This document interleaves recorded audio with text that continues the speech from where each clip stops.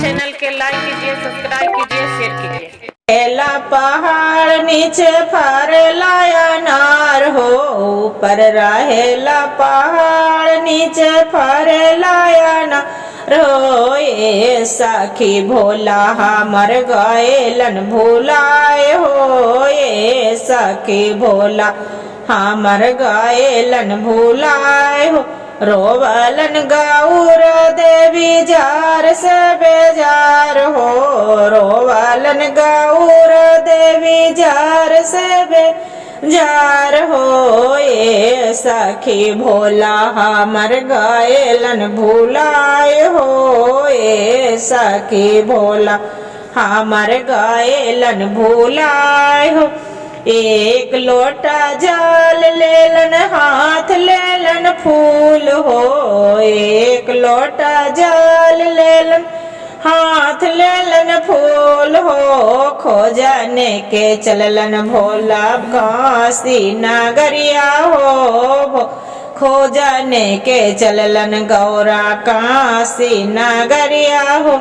भोला ही बैठलन विश्वनाथ नथ मंदिलिया हो, भोला जय बैठलन विश्वनाथ नथ मंदिलिया हो। ये सखी भोला हमर बैठलन आसन मार हो, ये सखी भोला हमर बैठलन आसन मार हो।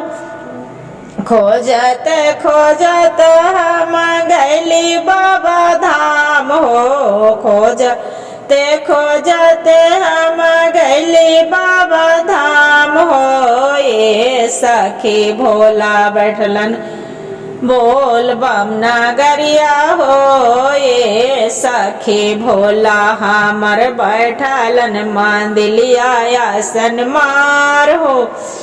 इतना देखिए गौरा के देखिए भोला हंसलन ठेठाए हो, गौरा के देखिए भोला हंसलन ठेठाए हो। ये सखी भोला हमर गएलन भुलाए हो, ये सखी भोला हमर गएलन भुलाए हो।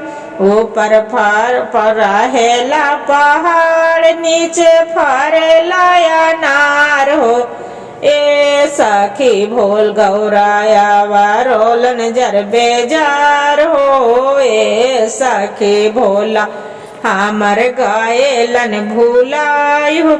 खोजत खोजत हम गैली सुल्तानगंज नगरिया हो, खोजत खोजत गैली सुल्तानगंज नगरिया हो। ये सखी भोला बैठलन हरिद्वार न मंदिलवा हो, ये सखी भोला बैठलन हरिद्वार के मंदिलवा हो।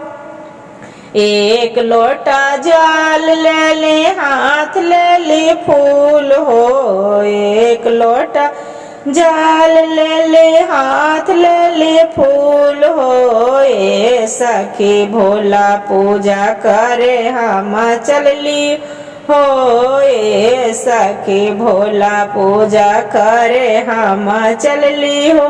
भोला जे देखला न गौरा हंसलन ठेठाए हो, भोला देखी गौरा हंसलन ठेठाए हो। गौरा अइलन हमारो के अइलन खोजनिहार हो, ओ गौरा अइलन हमारो के अइलन खोजनिहार हो। ऊपर रहेला पहाड़ नीचे फरेला अनार हो, ये सखी भोला हमर गएलन भुलाए हो। खोजत खोजत हम गैली बैकुंठ हम धाम हो, खोजत खोजत हम गैली बैकुंठया धाम हो। हाथ ले ली फूल लोटा जल ले ली पानी हो, ए सखी भोला हमर बैठलन पावर हाउस हो, ए सखी भोला हमर बैठलन पावर हाउस हो ये सखी भोला बैठलन आसन मार हो एतना गौरा के देखिए भोला हंसलन ठेठाए हो गौरा के देखिए भोला हंसलन ठेठाए हो ए सखी भो गौरा अलन हमरो खोजन हार हो ए सखी गौरा अलन हमरो खोजन हार हो ए सखी भोला हमर गायलन भूलाए हो भोला के खोजिए हम गैली मंगल बाजार हो भोला के खोजिए हम गैली मंगल बाजार हो ए सखी भोला बैठलन ITI मंदिलवा हो ए सखी भोला हमर बैठलन ITI मंदिलवा हो गौरा के देखिए भोला हंसलन ठेठाए हो ए सखी भोला हमर गैला न मिल हो ए सखी भोला हमर गैला न मिल हो।